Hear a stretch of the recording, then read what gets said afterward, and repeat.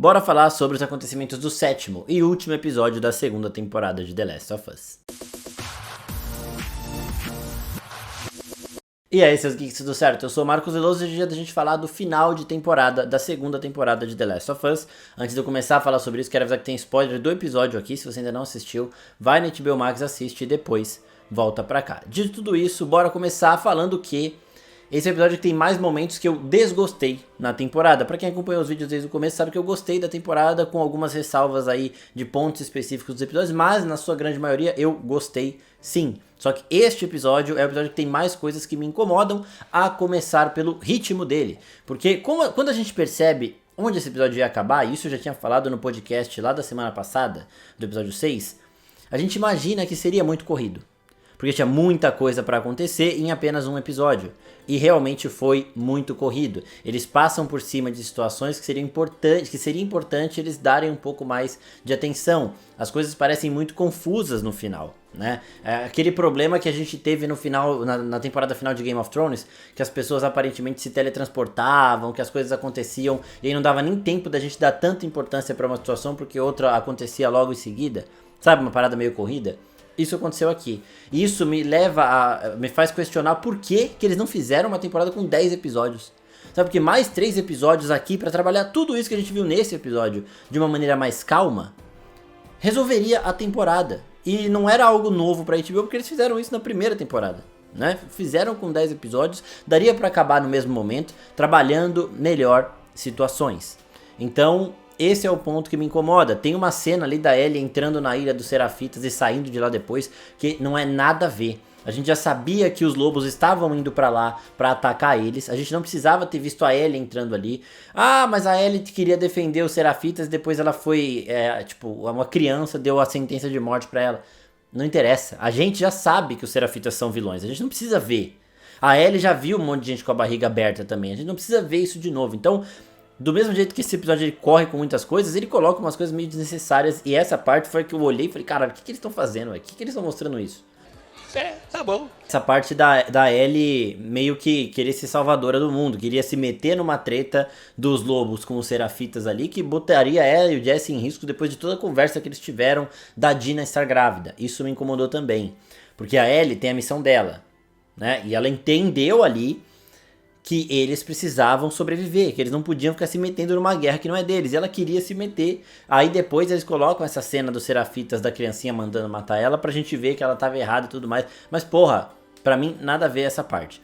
Coisas que daqui a pouco eu vou falar de mais coisas que eu desgostei, mas vou falar de uma coisa que eu gostei bastante, que é um trabalho que vem sendo feito desde o começo da temporada, que são as duas versões da Ellie. A Ellie, como passaram 3 meses da morte do Joel, ela tem esse luto um pouco mais diluído, não tá tão na hora assim, né? Porque ela vai fazendo tudo de imediato no jogo.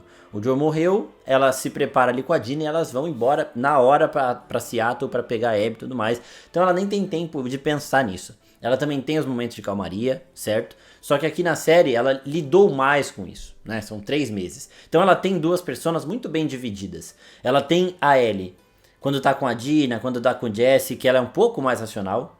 Quando ela conta pra Dina o que o Joel fez, a Dina fica chocada e fala, a gente tem que ir pra casa? Ela, beleza, vamos pra casa, né?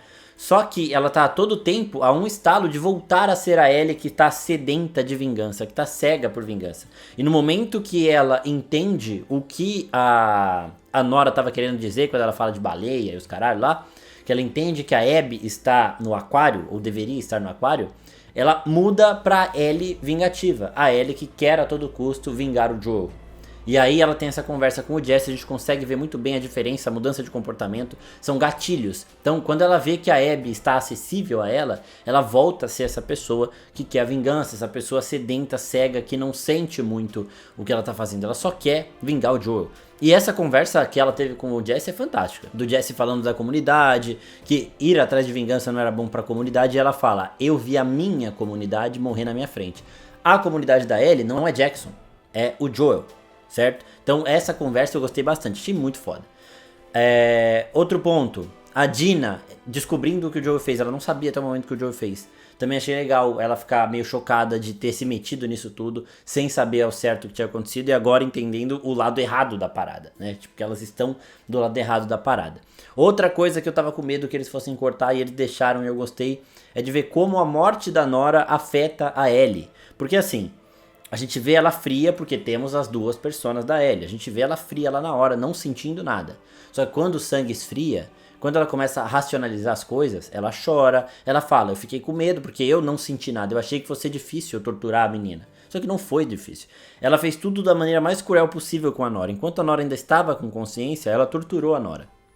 Quando a Nora já estava virando uma infectada mesmo, sem a noção básica dela ali, mentais, ela deixou a Nora ali pra virar um infectado. Ela nem teve a compaixão de matá-la.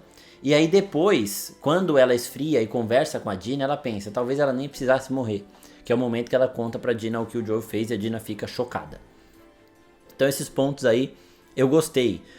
A relação dela com o Jesse nesse episódio eu também gostei bastante. Do Jesse falando que não pode morrer e tudo mais.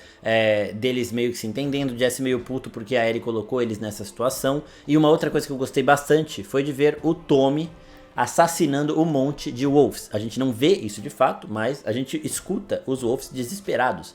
Tem um sniper aqui matando uma galera e ele lá, de boa. O Tommy de boa, matando um monte, completamente seguro. E nesse momento é que nós temos a Ellie vingativa voltando, que ela vê o Tommy, ela e o Jesse teoricamente tinham que ir ao Tommy, só que ela vê onde a Abby pode estar e ela fala, ó, o Tommy também ia querer que eu fosse vingar o Joel, então eu vou pra lá. Eles meio que se separam aí, e aí nós temos a situação da Mel, certo? E do Owen. Essa parte também eu não gostei muito. Eu sei que na próxima temporada a gente vai ver as coisas pelo ponto de vista da Abby. E a gente vai entender melhor toda a situação do Owen, da Mel e da Abby. Tá? A gente vai entender isso melhor na próxima temporada. Só que pra mim foi, de novo, tudo muito corrido.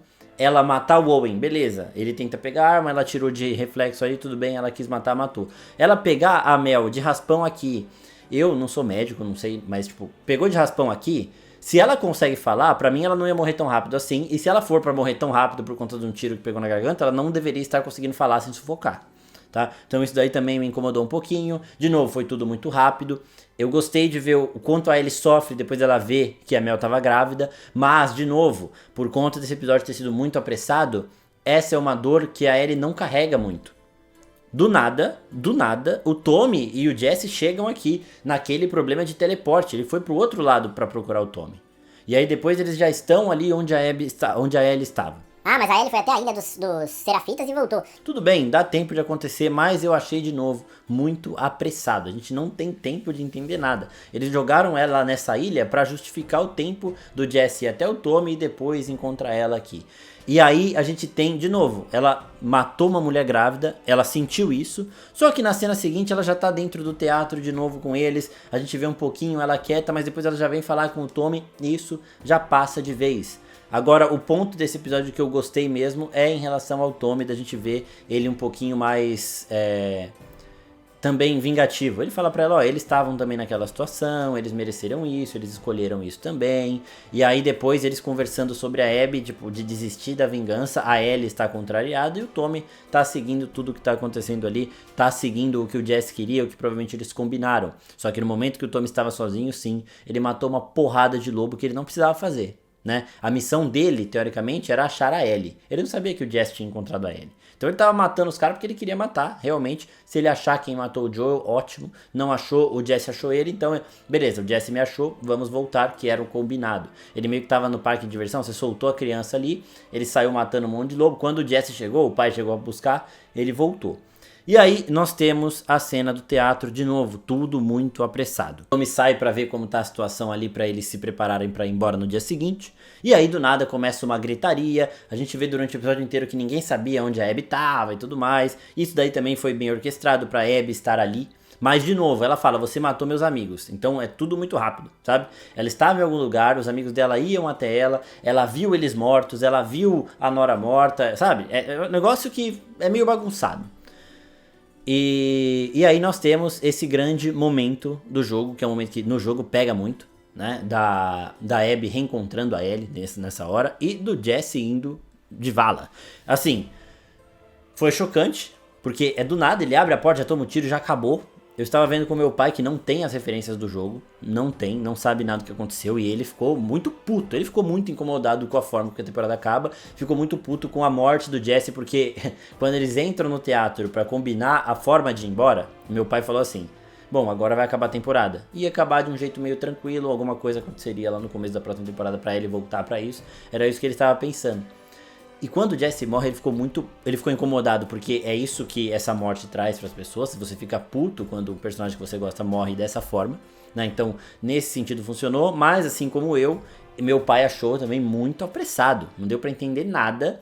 E ele comparou com o final de temporada de The Walking Dead, quando o Negan escolhe alguém do grupo do Rick pra morrer. Porque o Negan escolheu, ele fez o Unidade Unité, uma das melhores apresentações de vilão da história das séries, na minha opinião. Mas ele mata uma pessoa, a gente não sabe quem ele matou. Boy, do I have a feeling we're getting close. No final, aqui, na cena final deste momento, tem um outro tiro. Então a Abby matou o Jesse, ela tava com a arma apontada pro Tommy, e a Ellie tava ali no meio, e aí teve mais um tiro. Quem jogou vai saber pra onde foi o tiro, quem não jogou não vai saber, e quem não jogou vai ter que esperar 2 anos pra ter essa resposta. E 2 longos anos, porque talvez a gente tenha essa resposta muito pra frente na temporada. Porque pra quem não viu, depois que a gente tem esse reencontro da Abby com a Ellie e o tiro no escuro, a gente vai pro passado. E aí a gente começa a trama da 3ª temporada, que vai ser mostrando o que a Abby fez neste tempo todo. A gente está em Seattle no dia 1. Então a gente está no começo dessa comunidade de Seattle, que agora está muito mais organizada. Então a gente vai ver a Abby, esse treinamento dela, a relação dela com os amigos dela que agora estão todos mortos porque a Ellie já matou, né? A gente vai ver tudo isso para depois a gente voltar para esse teatro e ter esse desfecho, e provavelmente vai ser o final da 3ª temporada para a 4ª temporada de novo, juntar a história da Abby e da Ellie e a gente ter o desfecho final da série. Então, eu não gostei das escolhas de ritmo aqui desse episódio. Acho que a temporada acabou mal e acabou pior ainda para quem não sabe o que vai acontecer. Eu acredito que muita gente vai apelar pro jogo para saber o que acontece na história, porque é muito tempo para se esperar. Eu lembro como eu fiquei em The Walking Dead, vendo a cena, tentando fazer o Unidade Unité pra saber onde o Negan ia parar, várias coisas desse tipo, sabe? E demorou muito. E The Last of Us vai demorar mais, vai demorar 2 anos pra chegar. 2027 que nós teremos essa 3ª temporada. Então, eu não gosto desse tipo de gancho, sabe? De prender a audiência dessa forma. Eu gosto de você terminar do jeito que você terminou a 1ª temporada, por exemplo, que ela é muito mais redondinha, sabendo que vai ter uma treta fodida na 2ª, mas sem precisar deixar esse tipo de gancho, sabe? Então, essas foram as coisas que mais me incomodaram. Agora falando um pouquinho da Abby, eu gosto muito, tá, da Caitlyn Dever como Abby, principalmente nesse episódio, porque ela tem essa sede de vingança que a gente quer ver mais na Ellie. A Ellie, ela tá dividida nessas duas personas. Quando ela tá na persona vingativa, perfeito, maravilhoso. A Bella Ramsey, de novo, ela dá um show de atuação aqui, principalmente quando ela tá falando da Nora, que o olho dela começa a lacrimejar, quando ela tá ali lidando com a morte da Mel também, que ela tá em choque, a gente consegue perceber tudo isso. A forma com que a Abby age é muito interessante pra mim também.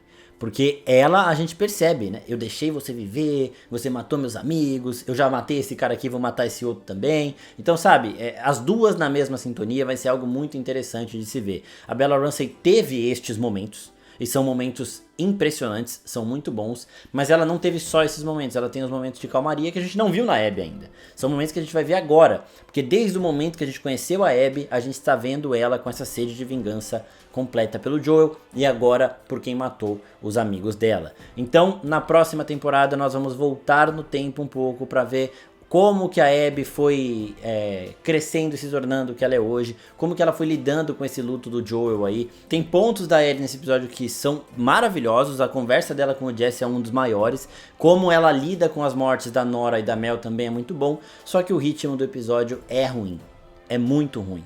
E ele acaba de uma forma muito... A HBO parece ter mandado, a gente não quer mais 10 episódios, reduz pra 7, se virem. E aí eles resolveram cortar tudo do último episódio, sabe? Essa é a impressão que me passa aqui. E agora é isso, né, gente? As filmagens para a 3ª temporada vão começar só em 2026, segundo relatórios que a gente tem até o momento. E a série deve voltar apenas em 2027. Eu espero que as pessoas voltem com vontade de assistir, né? Porque esse final meio confuso às vezes desanima as pessoas a voltar a assistir. The Walking Dead acabou ali, começou a acabar ali, né? Porque demorou muito, as pessoas foram ficando irritadas pela forma que a série acabou, e aí quando volta, você não tem mais o mesmo pique. E depois dessa temporada, The Walking Dead teve um final de temporada mais bombado que podia ter tido. O início da temporada seguinte, pra ver quem o Negan escolhia matar, também. Só que depois foi perdendo força. E o meu medo é que isso aconteça também com The Last of Us, porque foi um final apelativo, porque você termina deixando esse gancho sem mostrar o que aconteceu, e um final muito apressado. Em termos de atuação, Bella Ramsey impecável como sempre, né? Os outros atores também se destacam, mas pra mim ela é o grande foco. A Caitlin Dever quando chega, como Abby também é muito boa, e não tenho o que falar. O problema aqui, de novo, é o ritmo e o roteiro deste episódio especificamente, que foi o que eu menos gostei na temporada por conta disso. Ele tem grandes momentos. A forma com que eles fazem a ação da morte do Jesse ali é bizarro de bom. Porque, caralho, eu fiquei chocado. Eu já sabia o que ia acontecer e fiquei chocado. Porque foi muito abrupto assim, tá? Foi muito de repente. Mas ele tem estes problemas. Eu espero que vocês tenham gostado. Se gostou, se inscreve no canal, curte aqui. E nós teremos também 2 podcasts a mais de The Last of Us.